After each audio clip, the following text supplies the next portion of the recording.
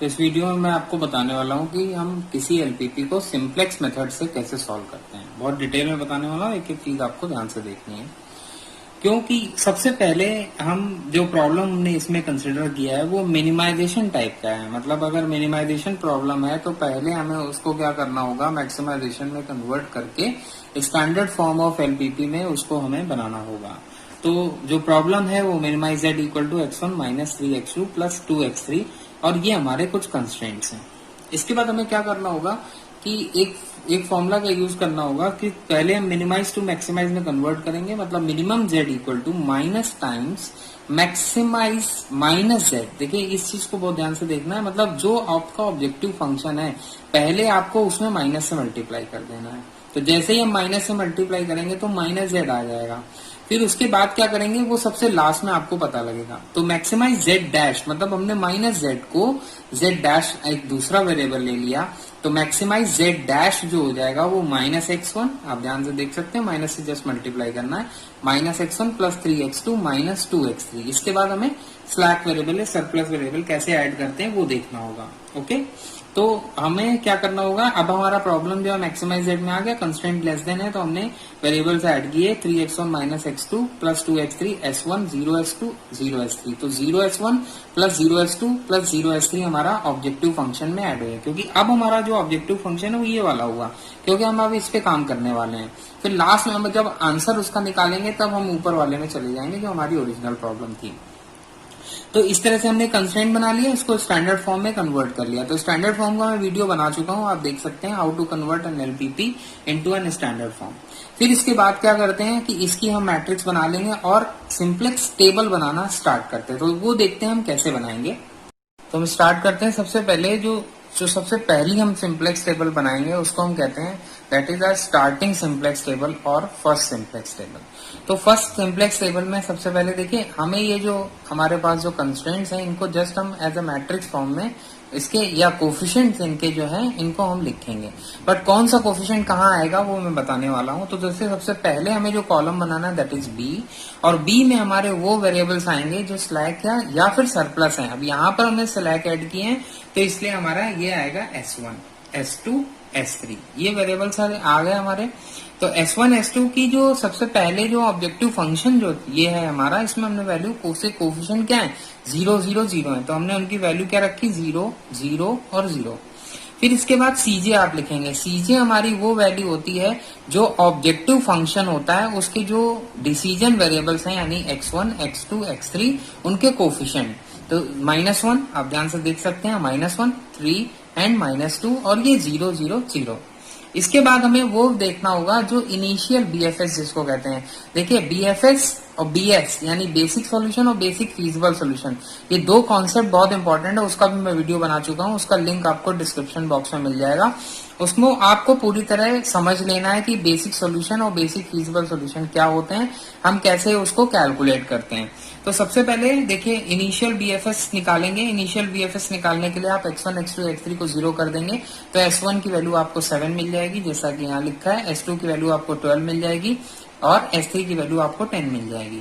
फिर इसके बाद क्या करना होगा, आपको x1 के कोफिशिएंट, मतलब x1 के कोफिशिएंट हमारे पास 3 इक्वेशंस हैं, तो 3 इक्वेशन से आपने 3 -2 एंड -4 लिखा। 3 -2 -4 -1 4 3 -1 4 3 2 0 8 2 0 8 और 1 0 0 1 0 0 0 1 0 0 1 0 0 0 1। इस तरह से आपने लिख लिया।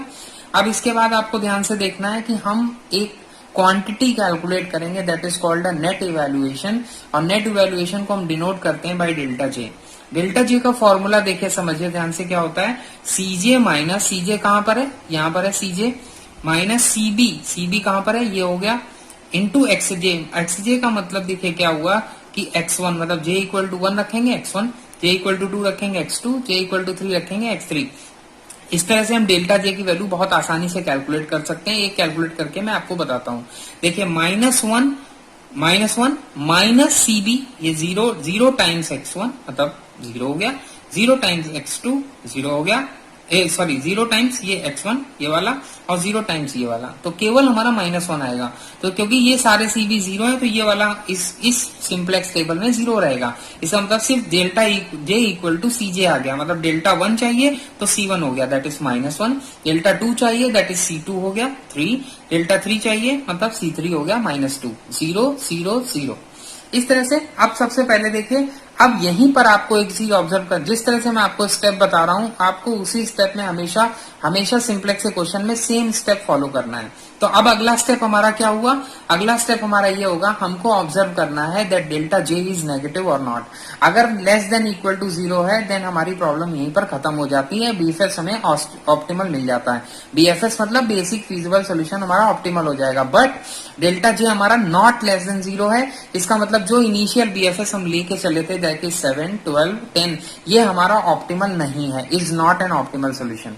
तो अब हम क्या करने वाले हैं, अब देखिए अब हमें क्या करना होगा, तो डेल्टा जे जो हमारा सबसे बड़ा होगा, सबसे बड़ा आप देख सकते हैं डेल्टा 2 हमारा सबसे बड़ा है 3, तो 3 पे आप एक ऊपर जाता हुआ एरो लगाएंगे, upward opening arrow that is, तो ये हमारा बताएगा कि x2 हमारा इनकमिंग वेक्टर है या x2 हमारा इनकमिंग वेरिएबल है, ऐसे आप कह सकते हैं। तो ये x2 क्या हो गया, इनकमिंग वेरिएबल।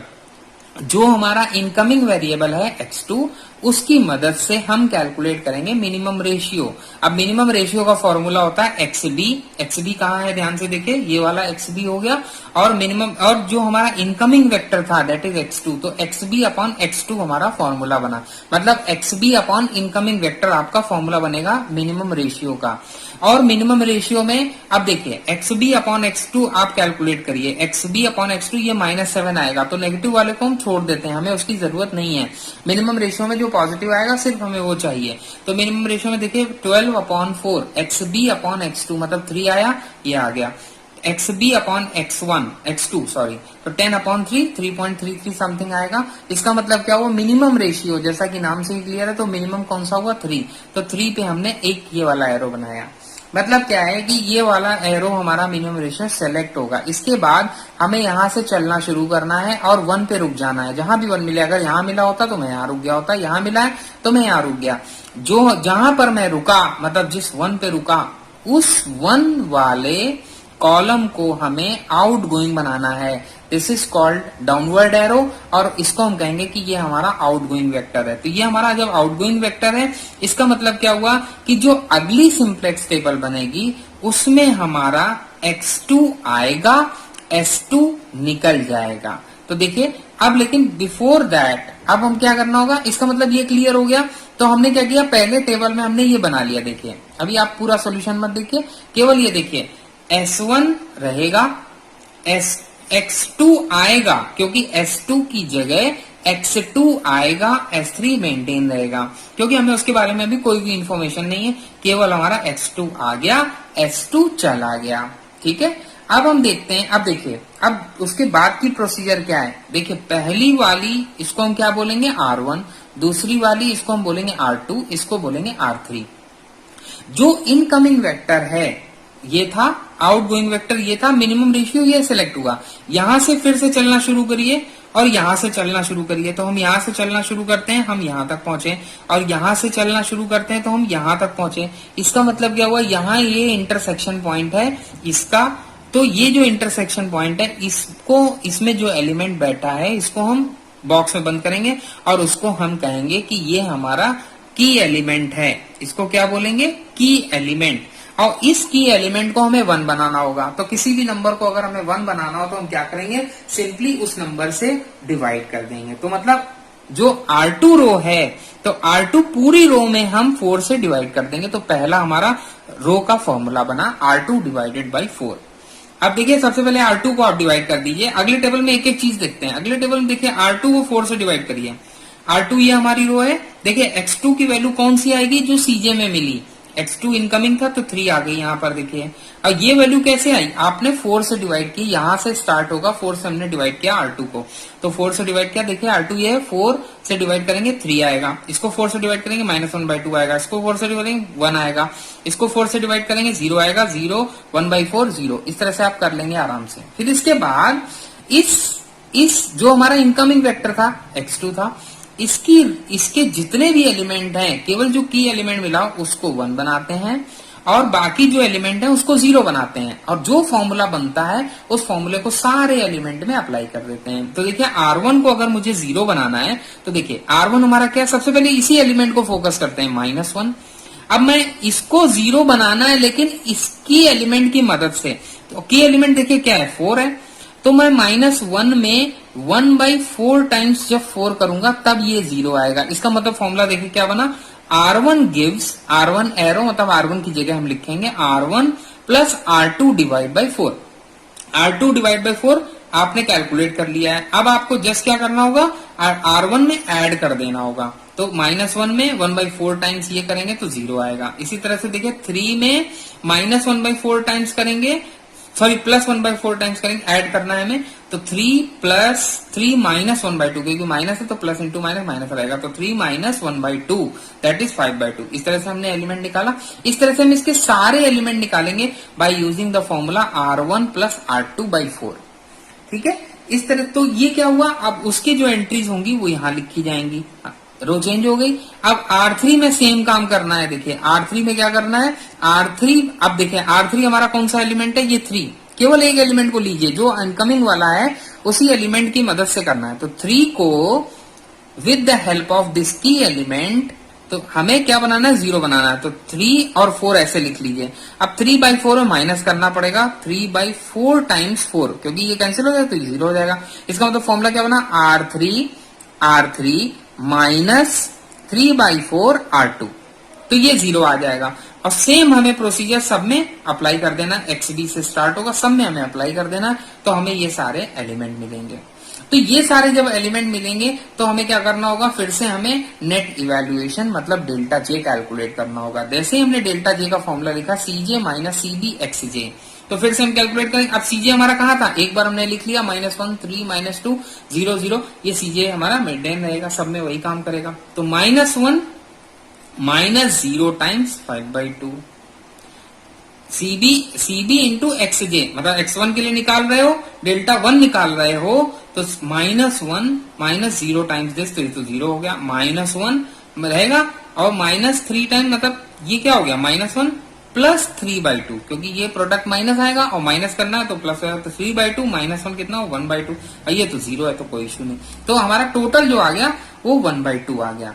ओके, तो 1/2 आ गया। इस तरह से इसमें हमने 0 निकाल लिया, इस तरह से हमने इसमें -2 निकाल दिया। सेम फॉर्मूला, अगर -2 X3 वाला निकालना है, मतलब -2 -0 times this, -3 times this, -0 times 8, तो हमारा क्या आएगा, -2 आएगा। इसी तरह से हमने सारे डेल्टा J निकाल लिए।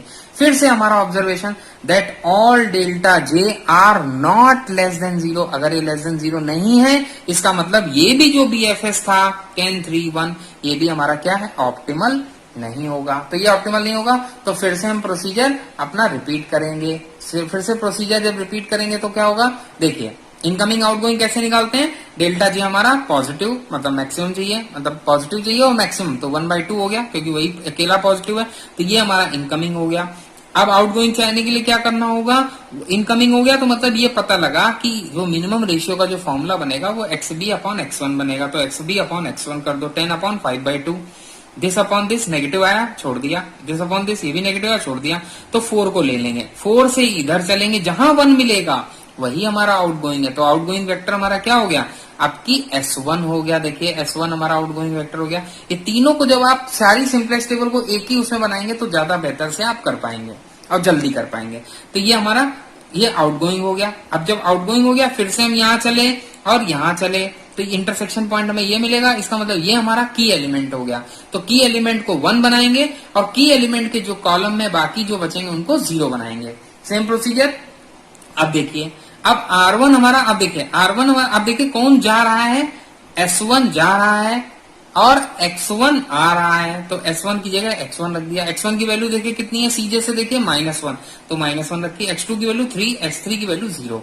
फिर से प्रोसीजर सेम रहेगा। तो फॉर्मूले कैसे बनाएंगे, देखिए इसको हमें 1 बनाना है तो हम 2/5 से मल्टीप्लाई कर देंगे, तो R1 इंटू 2/5। अब इसको हमें क्या बनाना है, 0 बनाना है, मतलब R2, अब देखिए R2 क्या है, -1/2 और प्लस, क्योंकि प्लस करना पड़ेगा, अब प्लस पहले ये एलिमेंट लिख लो, 5/2 लिख लिया। अब इसमें हम क्या डिवाइड करें, क्या मल्टीप्लाई करें कि ये 0 हो जाए, तो 1/5 से हमने मल्टीप्लाई कर दिया। जैसे ही करेंगे 0 आ गया, इसका मतलब फॉर्मूला क्या बना, R2 प्लस 1/5 टाइम्स R1, तो ये 0 बना। पूरे रो में फॉर्मूला अप्लाई कर देंगे। उसी तरह से R3, अब देखिए इसको 0 कैसे बनाएंगे, with the help of R1। याद रखिए जो की एलिमेंट होता है उसी की मदद से हमें फॉर्मूला बनाना है। तो R3 प्लस R1, तो R3 प्लस R1 क्या हुआ, 0 हुआ। वही फॉर्मूला यहां से लेकर यहां तक सब में अप्लाई कर देंगे। जैसे अप्लाई करेंगे ये कैलकुलेशन आपको मिलेगी। तो ये आपको करके देखना होगा, सिर्फ देख के हमारा लीनियर प्रोग्रामिंग प्रॉब्लम हमारा नहीं होता है, हमको हमेशा करके ही देखना पड़ता है। तो ये हमारे पास आ गया। अब देखिए फिर से हम कैलकुलेट करेंगे डेल्टा जे सीजे माइनस सीबी एक्सजे। तो इसके लिए निकालना है तो -1 ऊपर वाला देखिए, सीजे ध्यान रखिए -1 minus this multiply by this, minus this multiplied by this, minus this multiplied by this, आपको ये मिलेगा 0। इस तरह से आपको सारे डेल्टा जे मिल जाएंगे। जब आपको डेल्टा जे मिल गए तो आपको ऑब्जर्वेशन क्या देखना, अब देखिए यहां पर हमारे डेल्टा जे नेगेटिव आ रहे हैं, यहां पर हमारे जो डेल्टा जे है वो सारे नेगेटिव आ रहे हैं। इसका मतलब ये हुआ या तो लेस देन 0 है या फिर इक्वल टू 0 है। इसका मतलब अब जो BFS हमें मिला 4, 5, 11, ये हमारा क्या हो गया, ऑप्टिमल हो गया। ठीक है, तो ये हमारा अब जो BFS मिला 4, 5, ये हमारा ऑप्टिमल हो गया, क्योंकि x3 तो हमारा आया नहीं, तो x3 की वैल्यू हमें 0 मिलेगी। याद रखिए जो हमारा यहाँ पर नहीं आया और सारे डेल्टा जे नेगेटिव आ गए तो x3 की वैल्यू हमें नहीं मिली, 0 मिल गई। तो x3 की वैल्यू 0 मिल गई, x1 की वैल्यू क्या मिल गई, 4 मिल गई। वैल्यू ये लेते हैं 4, और ये x2 की वैल्यू क्या हो गई, 5, तो x2 की वैल्यू क्या हो गई, 5। x3 हमें 0 मिल गया। अब आपको क्या करना होगा, जो क्वेश्चन में सबसे स्टार्टिंग में मैंने बताया था, अब हम वहां चलेंगे कि जो हमने ये लिया था कि मिनिमाइज z हमारा क्या था, मिनिमाइज z। पहले आपको मैक्सिमाइज z डैश की वैल्यू इवेलुएट करनी पड़ेगी। z डैश की वैल्यू हमारी क्या होगी, देखिए -4 प्लस 3 इंटू 5, तो ये कितना हो जाएगा, -4 प्लस 15 दैट इज 11, यानी कि z डैश की वैल्यू आपको मिल गई 11, और z डैश आपका क्या था, -z, तो z dash equal to -z that is z equal to -11। तो हमारी -11 जो है मिनिमम वैल्यू मिली, क्योंकि ये तो मैक्सिमम हो गया था, तो मिनिमम वैल्यू हमें -11 मिल गई। तो ये ध्यान रखिए कि इसमें मैंने ये जो प्रॉब्लम मैंने कंसिडर किया ये मिनिमाइजेशन का प्रॉब्लम था। तो पहले हम मिनिमाइजेशन को कन्वर्ट करेंगे मैक्सिमाइजेशन में और उसको स्टैंडर्ड फॉर्म में बनाएंगे। स्टैंडर्ड फॉर्म में बनाने के बाद ही हमें सिंप्लेक्स टेबल स्टार्ट करनी है। और सबसे इंपॉर्टेंट यही चीज है कि आप फॉर्मूले कैसे बनाते हैं और कैलकुलेशन कितनी फास्ट करते हैं, तभी सिंप्लेक्स मेथड का जो क्वेश्चन है आपका वो विद इन 5 मिनट्स हो सकता है, otherwise it is not possible.